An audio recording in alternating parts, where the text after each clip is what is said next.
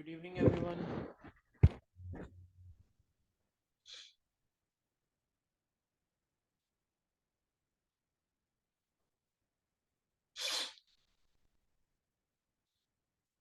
Good evening, Kashish. Good evening, Anjali. Good evening, Ajay. Good evening, Reshma. Good evening, Soumya. Good evening, Kashish. Good evening, Shivani. Good evening, Kamini. Good evening, Vaishnavi. Good evening, Sneha.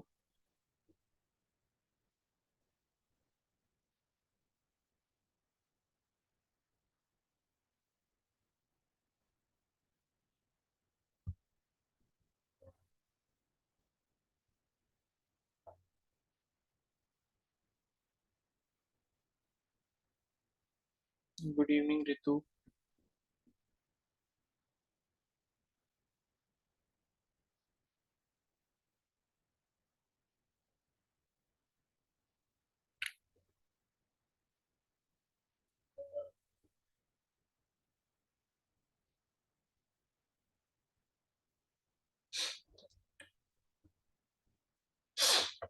चलो फिर आगे continue करते हैं, ठीक है। और I hope सभी ने फॉर्म फिल कर लिया होगा, ठीक है।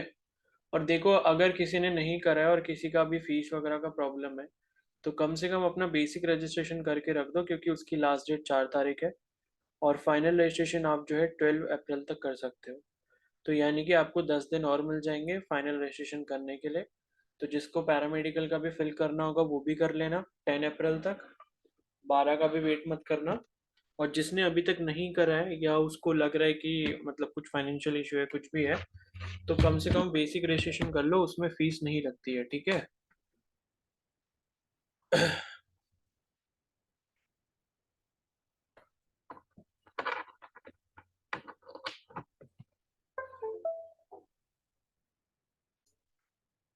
चलो फिर स्टार्ट करते हैं। खुशी, आप आ रहे हो रेगुलर क्लास में?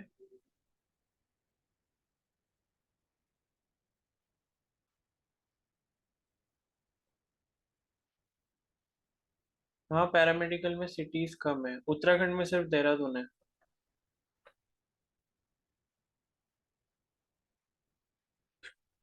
ठीक है, चलो स्टार्ट करते हैं, ठीक है।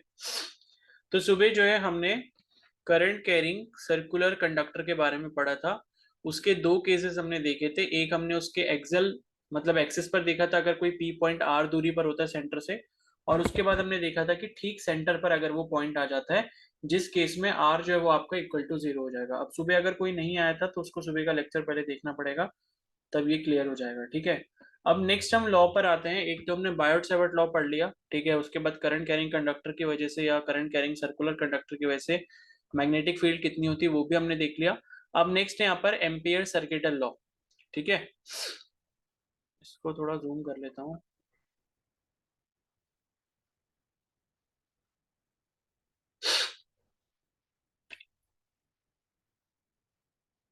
ठीक है, तो अब नेक्स्ट है एम्पियर सर्किटल लॉ। तो ये लॉ क्या कहता है कि the line integral of the magnetic field B around any close loop is equal to mu naught times the total current I flowing through the loop. यानी कि यहाँ पर भी क्या है कि एक सपोज सर्कुलर लूप है हमारे पास, ठीक है। तो ये कह रहे हैं कि the line integral of the magnetic field B, ठीक है, around any close loop is equal to mu naught times the total current I flowing through the loop. यानी कि सपोज अगर ये सर्कुलर लूप है, एंड इस सर्कुलर लूप में क्या फ्लो हो रहा है, आई करंट फ्लो हो रहा है, ठीक है। एक सेकेंड, ये आई करंट इसमें कैसे शो कर रहा है?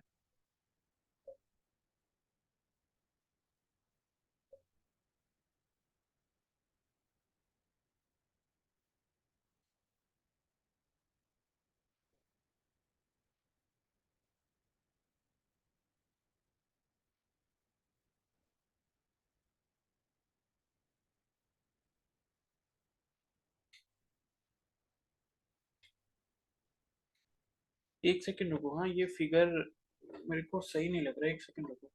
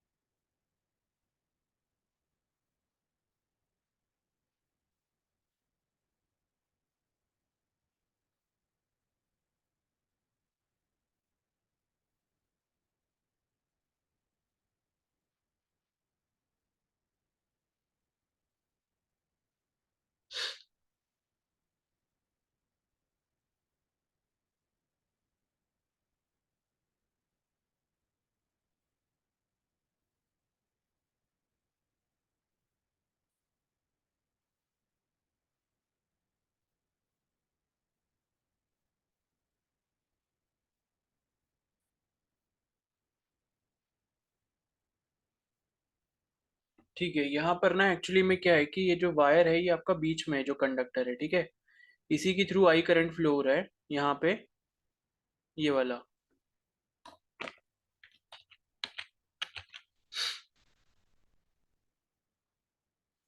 ठीक है, तो आई करंट जो है सपोज इधर की तरफ फ्लो हो रहा है इस कंडक्टर में, एंड ये कंडक्टर जो है इससे पास कर रहा है, और अगर हमने यहाँ पर क्या माना है, एक इमेजिनरी लूप माना है।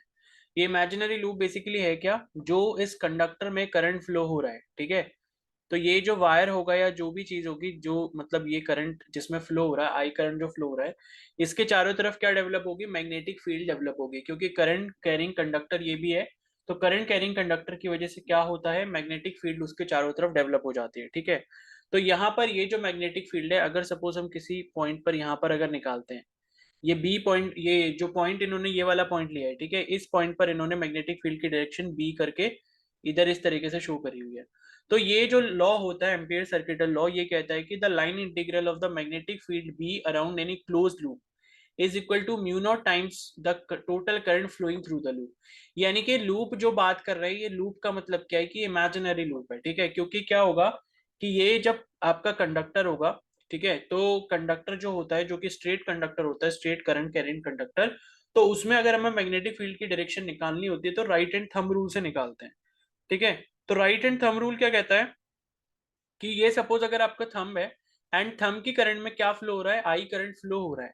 तो अगर आप अपनी फिंगर्स को क्या करते हो, कर्ल करते हो, ठीक है, कर्ल करते हो किधर, एक कंडक्टर के अराउंड, तो बेसिकली होगा क्या, ये कर्ल इस तरीके से करोगे, ठीक है।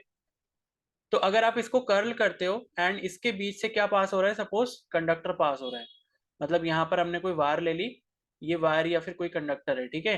तो कंडक्टर ये है और इसके थ्रू क्या हो रहा है, आई करंट अगर फ्लो हो रहा है, और आई करंट की डायरेक्शन क्या है, सपोज इधर की तरफ है, ऊपर की तरफ, ठीक है, इस डायरेक्शन में ऊपर की तरफ। तो मैग्नेटिक फील्ड लाइंस कैसे बनेंगी, ये जो फिंगर कर्ल्स कर्ल कर रही है यानी कि इस डायरेक्शन में, ऐसे करके काफी सारी क्या होंगी, मैग्नेटिक फील्ड जो है सर्कुलर फॉर्म में यहाँ पर बन रही होती है। तो ये लूप जो हम बात कर रहे हैं, ये वही इमेजिनरी कोई भी लूप हो सकता है जो कि किसी एक दूरी पर होगा, ठीक है, और जहां पर हम मैग्नेटिक फील्ड बी की बात कर रहे हैं यहाँ पे। तो ये यहाँ पर जो रूल कहता है एम्पेयर सर्किटल लॉ, वो ये कहता है कि जब आप यहाँ पर लाइन इंटीग्रल कैलकुलेट करते हो, ठीक है, लाइन इंटीग्रल का मतलब है कि जो magnetic field along the length अगर आप इसको इंटीग्रेट करते हो, तो ये म्यू नॉट टाइम्स आई होता है, यानी कि म्यू नॉट मल्टीप्लाइड बाय आई। और ये आई जो करंट होता है, ये फ्लोइंग थ्रू द लूप होता है, यानी कि इस लूप के अंदर जो करंट आ रहा है, अब इस लूप के अंदर वही करंट आएगा जो कंडक्टर के थ्रू फ्लो हो रहा होगा। तो यही क्या होता है, आपका एम्पेयर सर्किटल लॉ होता है। और ये लिखा है कि magnitude of magnetic field of a straight wire using Ampere's law. और ये जब हम रूल लगाते हैं, ठीक है, इस रूल को लगाने के बाद जब हम इसको सॉल्व करते हैं, ये जो लाइन इंटीग्रल आपको दिया हुआ है, तो आपको यहाँ पर मैग्नेटिक फील्ड की वैल्यू मिल जाती है, जो कि mu naught I upon 2 pi R के बराबर आती है, ठीक है। तो ये b is equal to mu naught I upon 2 pi R जो है, ये बेसिकली क्या है, ये r क्या हो जाएगी, रेडियस ऑफ द लूप हो जाएगी, यानी कि जो इमेजिनरी लूप आपने कंसीडर किया है। तो यहाँ पर अगर सपोज ये r दूरी पर था, ये वाला जो पॉइंट है जहाँ पे हम मैग्नेटिक फील्ड निकाल रहे हैं, तो यहाँ पर magnetic field mu naught multiplied by I current हो गया, और नीचे 2 पाई कॉन्स्टेंट हो गया, और r क्या हो गया, उसकी दूरी हो गई, या फिर आप बोल सकते हो कि जो रेडियस है इस लूप की वो हो जाएगी, ठीक है। तो ये जो है आपने यहाँ पर ध्यान रखना है कि मैग्नीट्यूड जो मैग्नेटिक फील्ड का होगा, अगर हम एम्पेयर सर्किटल लॉ लगा के निकालेंगे, एम्पेयर सर्किटल लॉ बस यही है कि जो लाइन इंटीग्रल होता है आपका, किसका, मैग्नेटिक फील्ड का, अराउंड एनी क्लोज लूप, वो आपका म्यू नॉट टाइम्स आई के बराबर होता है।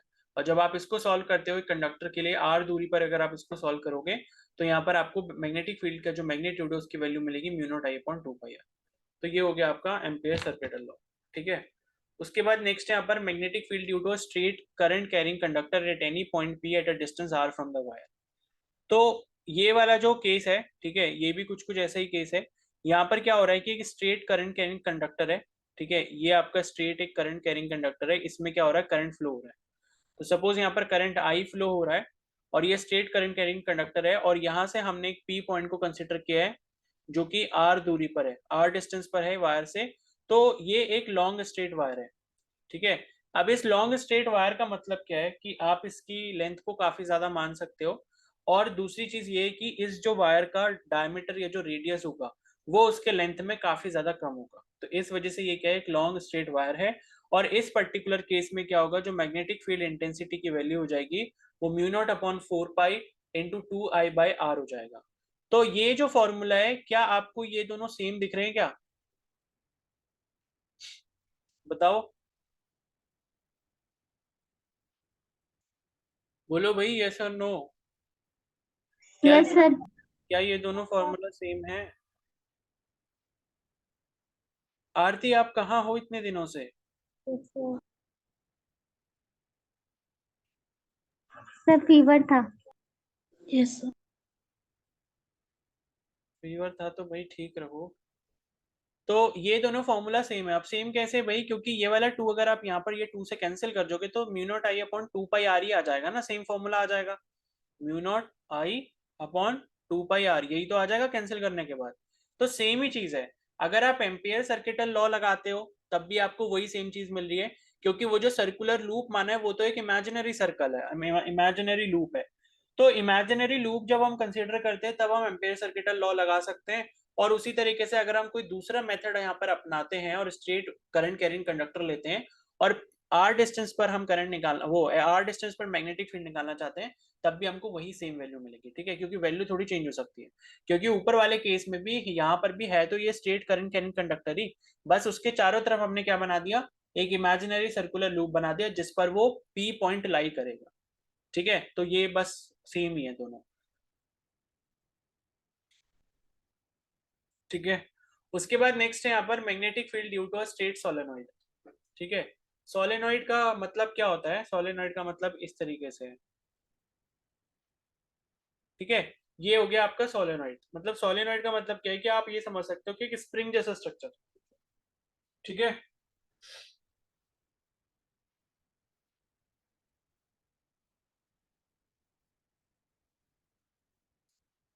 तो यहाँ पर क्या होता है, ठीक है, इस फिगर को मत देखो, इससे इतना समझ नहीं आएगा। तो ऐसा करके एक सोलेनोइड होता है। मतलब सोलेनोइड, सोलेनोइड का मतलब क्या है कि आपने एक वायर ली। सपोज आप सोलेनोइड कैसे बना सकते हो, अगर आपको सोलेनोइड बनाना है तो आपने अपना पेन लिया और पेन के ऊपर आपने क्या करा, वायर को रोल कर दिया। तो वायर को जब रोल कर दोगे, ठीक है, मेटेलिक वायर को रोल कर दोगे और पेन उसमें से निकाल दोगे, तो आपको कुछ इस तरीके का ये मिलेगा स्ट्रक्चर। और इसी को हम क्या बोलते हैं, सोलेनोइड बोलते हैं।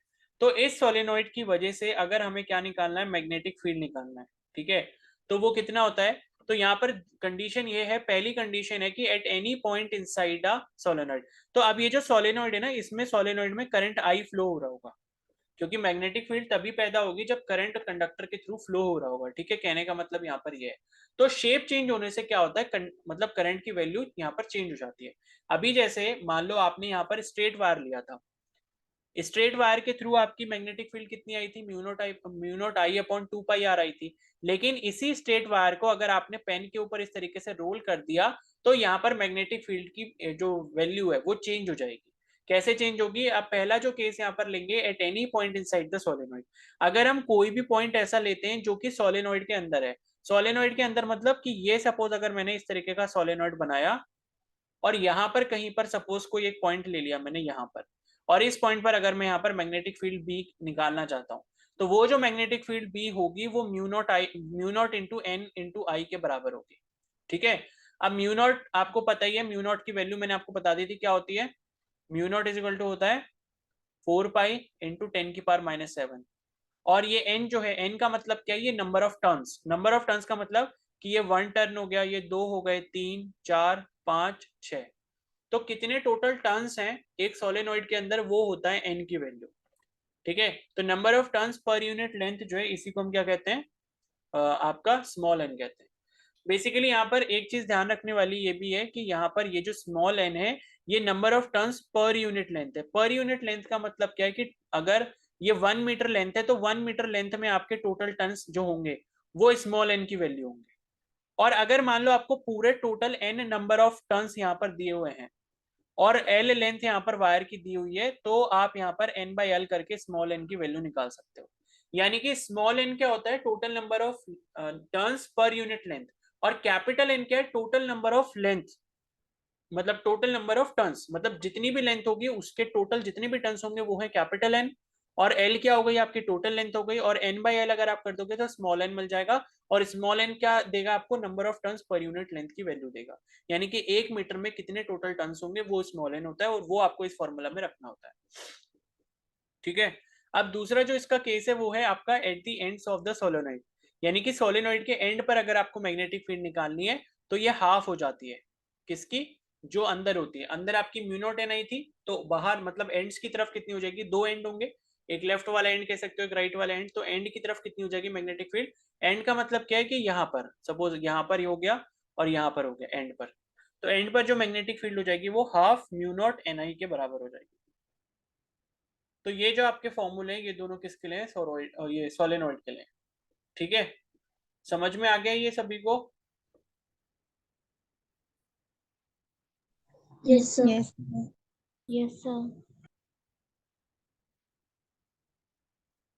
चलो फिर ठीक है। अब उसके बाद नेक्स्ट है यहाँ पर टोरॉइडल सोलेनोइड। ठीक है, टोरॉइडल सोलेनोइड कुछ नहीं होता, जो चीज आपने सोलेनोइड बनाकर करी उस सोलेनोइड को, मतलब मेरे पास सोलेनोइड किस तरीके का था, इस तरीके का था, ठीक है, इस तरीके का था, अगर इस सोलेनोइड को मैं सर्कुलर शेप में घुमा देता हूं, मतलब ऐसा कर देता हूं ये, ठीक है, तो अब ये क्या बन चुका है, ये टोरॉइडल सोलेनोइड बन चुका है। बेसिकली आप एक सिंपल सा सोलेनोइड लोगे, उस सोलेनोइड को सर्कुलर शेप में अगर घुमा देते हो तो वो क्या बन जाता है, वो टोरॉइडल सोलेनोइड बन जाता है। अब टोरॉइडल सोलेनोइड के केस में क्या होता है, मैग्नेटिक फील्ड जो होती है इनसाइड द टोरॉइडल सोलेनोइड, यानी कि इस टोरॉइडल सोलेनोइड के अंदर कहीं पर अगर आप यहाँ पर किसी भी पॉइंट पर मैग्नेटिक फील्ड निकालोगे तो वो उतनी ही होती है जितनी सोलेनोइड के अंदर होती है, यानी कि mu naught into N into I. I क्या है, करंट है, म्यू नॉट आपका 4 पाई इंटू 10⁻⁷ है, और एन क्या हो गया, number of turns per unit length. ठीक है, अगर देखो आपको क्वेश्चन में number of turns per unit length दिया होगा तो आप स्मॉल एन की जगह सीधे सीधे रख दोगे, लेकिन अगर ये बोला होगा कि टोटल नंबर ऑफ टर्न्स इतने हैं, टोटल लेंथ इतनी है, तो एन बाई एल करके आप स्मॉल एन की वैल्यू निकालोगे पहले, और उसके बाद म्यू नॉट और आई की वैल्यू से मल्टीप्लाई करोगे, तब आपका क्या आ जाएगा, इनसाइड द टोरॉइडल सोलेनोइड का मैग्नेटिक फील्ड आ जाएगा। ठीक है, और यहाँ पर ये देख भी सकते हो, ये देखो यहाँ पर स्मॉल एन की वैल्यू क्या हो जाएगी, ये हो जाएगी N by two pi R. अब N by two pi R कैसे हुई, क्योंकि सर्कल में जो ये लेंथ होती है, पूरी सर्कल में जो ये लेंथ होती है 2 पाई आर के बराबर ही तो होती है ना, जो सरकमफेरेंस होता है एक सर्कल का वो 2 पाई आर के बराबर होता है, तो नीचे एल की जगह क्या रख सकते हो आप, 2 पाई आर रख सकते हो, लेकिन 2 पाई आर किस में रखोगे, सिर्फ टोरॉइडल सोलेनोइड के केस में रखोगे।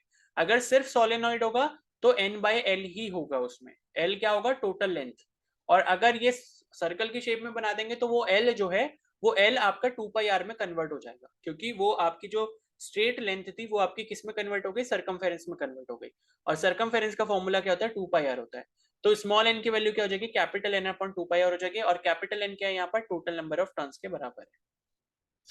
ठीक है, और दूसरी कंडीशन यहाँ पर दी है कि in the open space exterior of toroidal solenoid, यानी कि बाहर की तरफ आप अगर यहाँ पर टोरॉइडल सोलेनोइड की मैग्नेटिक फील्ड निकालोगे तो वो 0 के बराबर होती है, यानी कि बाहर कोई भी पॉइंट ले लो, सपोज मैंने यहाँ पर कोई पॉइंट ले लिया, यहाँ पर कोई पॉइंट ले लिया, यहाँ पर कोई पॉइंट ले लिया, सब जगह यहाँ पर मैग्नेटिक फील्ड जो होगी वो कितनी होगी, 0 के बराबर होगी, और अंदर की तरफ कितनी होगी, म्यू नॉट एन आई के बराबर होगी।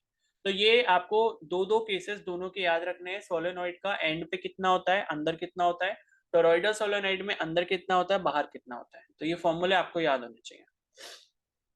ठीक है, अब नेक्स्ट है यहाँ पर force between the two parallel current carrying conductor is.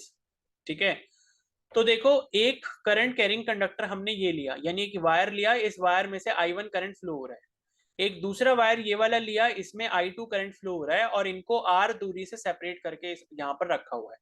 तो दो हमने कंडक्टर लिए या दो वायर लिए, जिसमें एक में I1 करंट फ्लो हो रहा है, दूसरे में I2 हो रहा है, और उन दोनों के बीच की जो दूरी है या जो सेपरेशन है R है, स्मॉल r के बराबर है। तो आपको बताना है कि भाई इन दोनों के बीच में फोर्स कितना होगा। अब फोर्स आ क्यों रहा है, फोर्स इसलिए आ रहा है क्योंकि पहला वाला जो कंडक्टर है इसकी वजह से भी क्या होगा, यहाँ पर मैग्नेटिक फील्ड डेवलप होगी, इस तरीके से मैग्नेटिक फील्ड के लूप्स यहाँ पर डेवलप होंगे, और दूसरा वाला जो है इसके भी मैग्नेटिक फील्ड के लूप्स यहाँ पर डेवलप होंगे। ठीक है, और दोनों में क्या हो रहा है, करंट ऊपर की तरफ है। अब करंट अगर ऊपर की तरफ है इसका मतलब है कि इनकी मैग्नेटिक फील्ड की जो डायरेक्शन है वो इस तरफ होगी, यानी कि एंटी क्लॉकवाइज होगी, as per right hand thumb rule. तो राइट एंड थंब रूल जब आप लगाओगे और थंब को आप करंट की डायरेक्शन में ऊपर की तरफ करोगे तो आपकी जो फिंगर कर्ल कर रही होंगी वो एंटी क्लॉकवाइज डायरेक्शन में कर रही होंगी। तो ये जो करंट की डायरेक्शन है दोनों में कैसी हो जाएगी, एंटी क्लॉकवाइज हो जाएगी। और एंटी क्लॉकवाइज की वजह से क्या होगा, यहाँ पर मतलब रिपल्सिव फोर्स लगेगा, बिकॉज सेम डायरेक्शन में यहाँ पर क्या मैग्नेटिक फील्ड है, यानी कि सेम पोलैरिटी की है। ठीक है, और अगर ऐसा केस दे दिया जाए कि यहाँ पर ऊपर जा रही है इलेक्ट्रिक करंट और यहाँ पर नीचे जा रही है, तो इनके बीच में अट्रैक्टिव फोर्सेस डेवलप हो सकते हैं। तो इस तरीके से यहाँ पर क्या होगा, इन दोनों के बीच में फोर्सेस डेवलप होंगे। उस फोर्स को कैलकुलेट करने के लिए हमारे पास फॉर्मूला होता है। ठीक है, तो उस फोर्स को कैलकुलेट करने के लिए जो फॉर्मूला यहाँ पर दिया हुआ है वो है F is equal to mu naught upon 4 pi 2 into I1 into I2 upon R into L। L क्या है यहाँ पर, लेंथ ऑफ द कंडक्टर है। ठीक है, L क्या हो गया, length of the conductor, R उनके बीच की दूरी, I1 I2 उन दोनों के बीच में, उन दोनों के अंदर जो करंट फ्लो हो रहा है, और म्यू नॉट अपॉन 4 पाई की वैल्यू 10 की पावर -7 हो जाएगी, वो कांस्टेंट है। ठीक है, तो ये सारा हो गया। अच्छा अच्छा, एक सेकेंड, एक गलती हो गई शायद, मैंने ये, अच्छा यहाँ पर नोट में लिखा है कि if the direction of flow of current is same then they attract each other otherwise they will repel each other. तो ठीक है, यहाँ पर जब सेम डायरेक्शन में कर रहे हैं तो ये अट्रैक्ट करेंगे। ठीक है, मतलब ये है कि सेम डायरेक्शन में यहाँ पर जब मतलब मैग्नेटिक फील्ड होगी ना, तो मतलब दोनों में क्या होगी, इस तरीके से होगी मैग्नेटिक फील्ड। ठीक है, अब ये पता नहीं यहाँ पर आएगा या नहीं आएगा। एक वो आता है कि मतलब हम ये भी निकालते हैं कि मैग्नेटिक फील्ड की डायरेक्शन अगर ऐसे है तो नॉर्थ पोल किधर बन रहा होता है और साउथ पोल किधर बन रहा होता है, तो वो पता नहीं इसमें है या नहीं है। ठीक है, तो ये ध्यान रख लो, जो चीज यहाँ पर नोट में लिखी है ये इंपॉर्टेंट ही है। तो ये मैंने थोड़ा उल्टा बोल दिया इसको, if the direction of flow of current is same, अगर करंट की डायरेक्शन सेम होगी, जैसे कि इस पर्टिकुलर केस में दोनों के ऊपर की तरफ है, तो ये अट्रैक्ट करेंगे, अदरवाइज ये एक दूसरे को क्या करेंगे, रिपेल करेंगे। यानी कि अगर ऐसी कंडीशन दी हो कि एक में करंट ऊपर जा रहा है एक में करंट नीचे जा रहा है, तो ये क्या करेंगे, रिपेल करेंगे। और दोनों अगर सेम डायरेक्शन में होंगे इस तरीके से, तो ये एक दूसरे को अट्रैक्ट करेंगे। ठीक है, मतलब इस तरीके से। तो ये आप थोड़ा सा ध्यान रखना। ठीक है,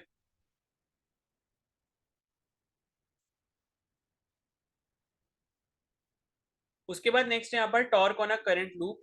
ठीक है, तो करंट लूप का मतलब वही हो गया कि लाइक एक कोई सर्कुलर लूप अगर आपके पास है और उसमें करंट फ्लो हो रहा है, तो उस पर उसकी वजह से जो है मतलब टॉर्क कितना डेवलप होगा या उस पर कितना टॉर्क लगेगा। ठीक है, तो टॉर्क का फॉर्मूला यहाँ पर होता है करंट लूप की वजह से M क्रॉस B।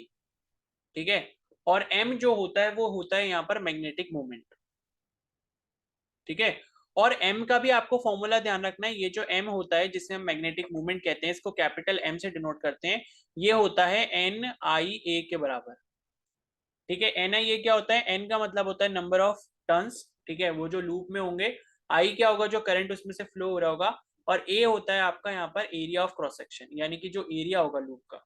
ठीक है, तो NIA करके जो है इसका फॉर्मूला होता है किसका, मैग्नेटिक मूवमेंट का, जिसको हम कैपिटल एम से डिनोट करते हैं। ठीक है, यहाँ पर लिखा भी है मैग्नेटिक मूवमेंट जो होता है M is equal to NIA के बराबर होता है। तो यहाँ पर टॉर्क अगर आप निकालोगे तो M क्रॉस B हो जाएगा। M क्रॉस B का मतलब क्या है कि NIA क्रॉस B हो जाएगा फिर। ठीक है, अब A क्रॉस B का मतलब क्या है कि जो एरिया वेक्टर होगा और जो मैग्नेटिक फील्ड होगा उनके बीच में जो एंगल थीटा होगा उसके बेसिस पर A क्रॉस B आपका AB साइन थीटा बन जाएगा। ठीक है, ये बोल्ड लेटर में लिखा है, इसका मतलब वही है कि ये दोनों वेक्टर फॉर्म में लिखे गए।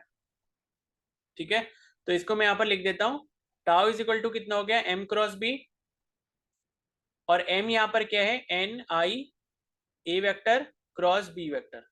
अब A क्रॉस B अगर आपको निकालना है तो ये क्या हो जाएगा, NIAB साइन थीटा हो जाएगा, और थीटा क्या हो जाएगा, एरिया वेक्टर और मैग्नेटिक फील्ड की जो डायरेक्शन के बीच में थीटा एंगल होगा उसी का हम साइन थीटा कैलकुलेट कर लेंगे।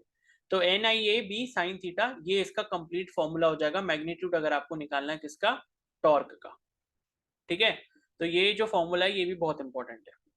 उसके बाद नेक्स्ट है the magnetic field due to current in a circular current loop as magnetic dipole. ठीक है, अब ये मैग्नेटिक डायपोल के बारे में दिया है, तो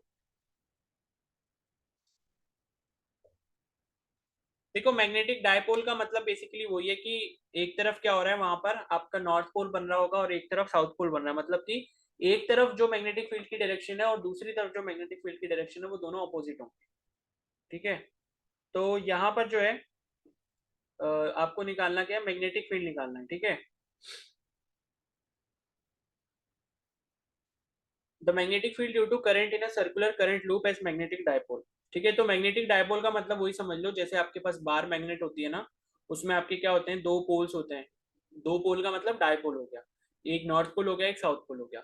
तो इस टाइप का अगर आपके पास कोई कंडक्टर होता है जिसमें दो तरफ जो आपकी मैग्नेटिक फील्ड की डायरेक्शन है वो अपोजिट दिख रही है, या उनकी वजह से जो पोल बन रहे हैं वो अलग अलग बन रहे हैं, यानी कि एक तरफ नॉर्थ पोल अगर बन रहा है और दूसरी तरफ क्या बन रहा है, साउथ पोल बन रहा है, ठीक है। तो उस पर्टिकुलर केस में आप यहाँ पर देख सकते हो जो मैग्नेटिक फील्ड का फॉर्मूला होगा, बी इज इक्वल टू क्या हो जाएगा, mu naught upon 4 pi 2 pi R square I upon x cube. अब आर तो क्या हो जाएगा आपका, वो जो लूप है उस लूप का रेडियस हो जाएगा, आई क्या हो जाएगा, करंट हो जाएगा, म्यू नॉट अपॉन 4 पाई और 2 पाई ये दोनों कांस्टेंट हो गए, और एक्स क्यूब जो लिखा है, एक्स का मतलब क्या है, x is the distance along the axis from the centre of the loop, ठीक है।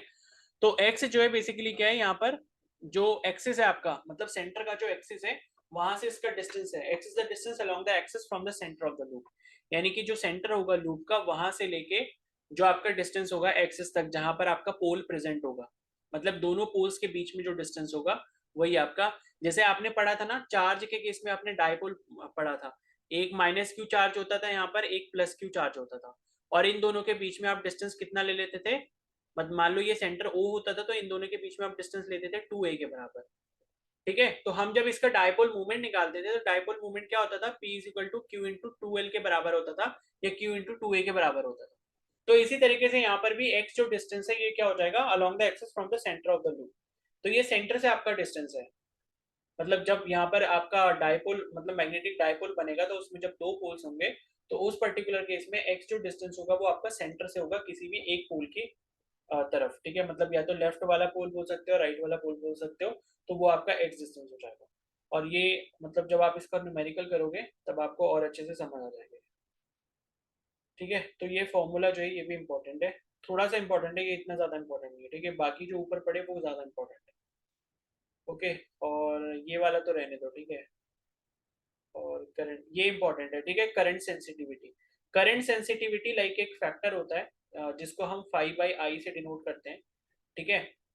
ये 5/I, ये बेसिकली जब हम गैल्वेनोमीटर का कॉन्सेप्ट पढ़ते हैं ना तो उधर ये यूज होता है करंट सेंसिटिविटी, गैल्वेनोमीटर का मतलब ये टॉपिक है गैल्वेनोमीटर के केस में, वहां पर हम करंट सेंसिटिविटी निकालते हैं।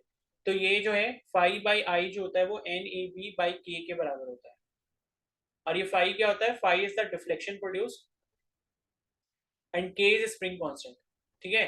अब ये स्प्रिंग वगैरह कहाँ से आ गया आप ऐसा सोच रहे होगे, तो देखो गैल्वेनोमीटर जो डिवाइस होती है वो करंट को डिटेक्ट करने के लिए इस्तेमाल की जाती है, तो गैल्वेनोमीटर के अंदर क्या होता है कि स्प्रिंग लगा होता है, और उस स्प्रिंग का कांस्टेंट अगर हम K मानते हैं, और ये जो फाई का मतलब डिफ्लेक्शन है, डिफ्लेक्शन का मतलब क्या है कि अगर मान लो गैल्वेनोमीटर के through suppose x amount of current अगर प्रोड्यूस हो रहा है या x amount of current travel करके जा रहा है, तो गैल्वेनोमीटर की सुई जो है वो कितनी हिलेगी या कितना डिफ्लेक्शन उसमें आएगा, वो होता है फाई।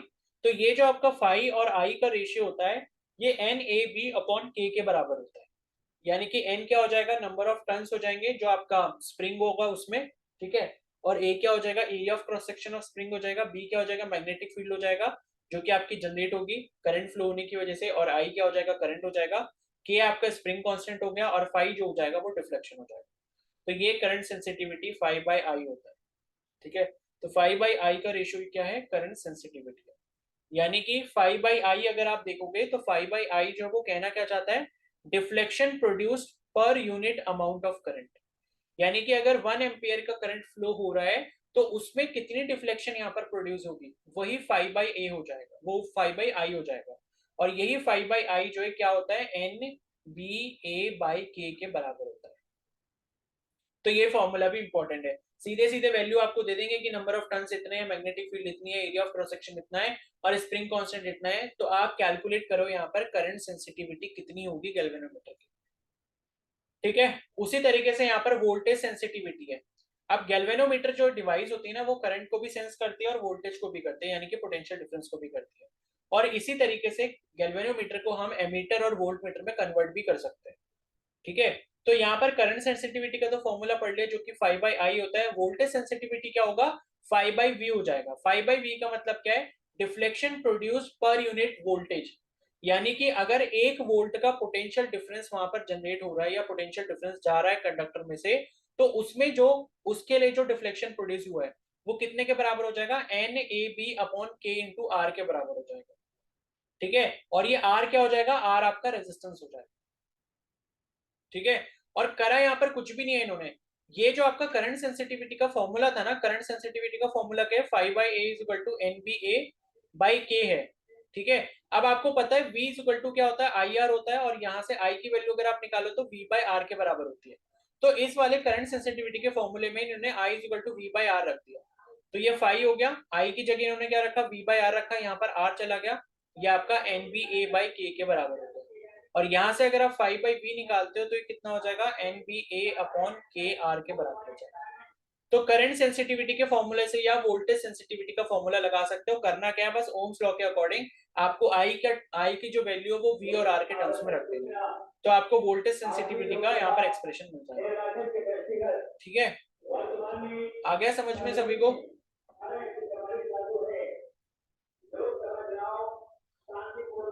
Yes, sir. बताओ, समझ आ गया सभी को ये? Yes, sir. Yes, sir. Yes, sir. ठीक है, ठीक है। Yes, sir.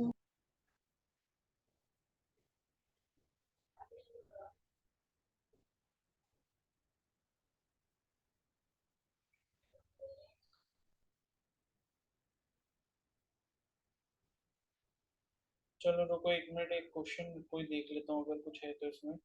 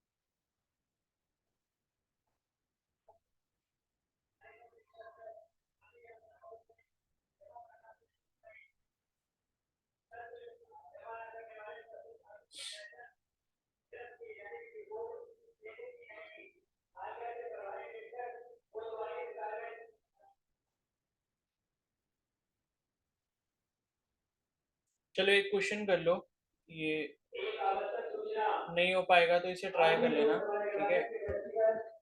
तो क्वेश्चन है यहाँ पर,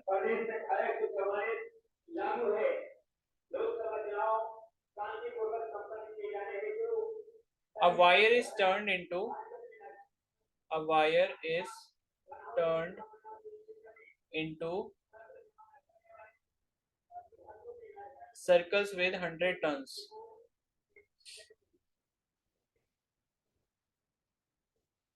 ठीक है, of radius 35 सेंटीमीटर। तो उसके बाद है what current should be passed, what current should be passed through it to produce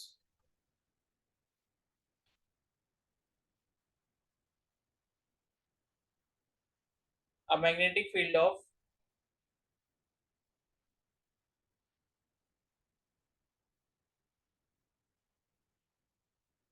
1 Tesla at its center। करो इसे ट्राई एक बार जरा। ऑप्शन है इसके 557 एम्पेयर, बी है 55 एम्पेयर, सी है यहाँ पर 5573 एम्पेयर, और डी ऑप्शन है नन। करना जरा इसे ट्राई एक बार।